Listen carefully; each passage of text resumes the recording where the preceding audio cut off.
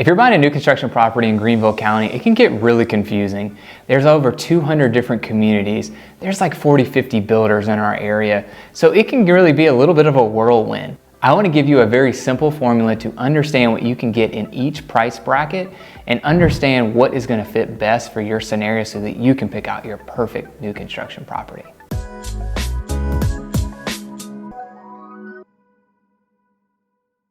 Hi, I'm Whaley, your favorite Greenville realtor. This is a formula that I've created that I found helps a lot of people with sorting through the whole new construction phase and figuring out what builder is going to best suit their needs. What our team has worked on is creating a point system for new construction. So when we look at our point system, really there's 4 factors that we're considering. The first thing is what someone's budget is. How much you're willing to spend is how many total points you'll be able to get for your particular house. And then the 3 things that we find are most critical to someone whenever they're purchasing a home.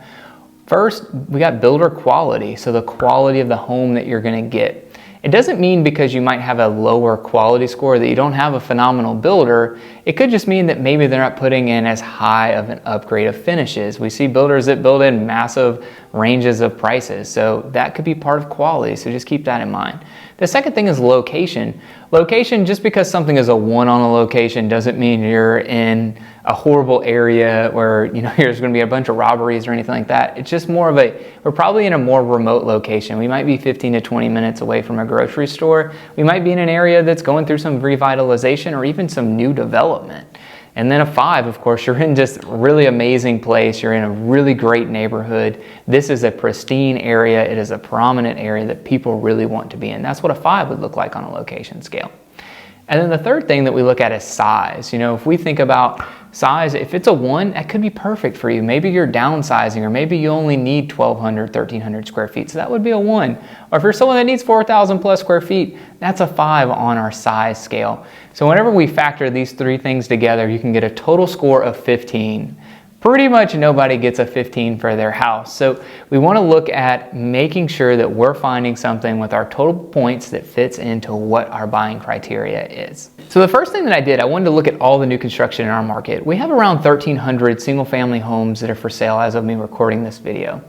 A large chunk, over 75% of our inventory, is in the $300,000 to $450,000 range.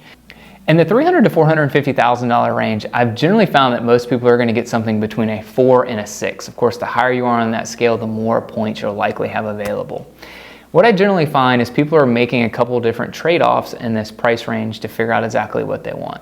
People are either picking, hey, I really want this great location and I'm willing to sacrifice on having a smaller home, and maybe I'm building with more of a production build that isn't doing some of the higher end finishes. So that's one option. The second thing that I generally see is people are going, I want a really high quality home. When we think about that, someone building with Toll Brothers or Dream Finders typically is going to find that they're going to have a small lot, and they're probably going to have a pretty small home, overall 1,400 to 1,600 square feet for this price range, but they're going to get some really high quality finishes, and they'll be in a pretty good location as well based on where they're building these properties.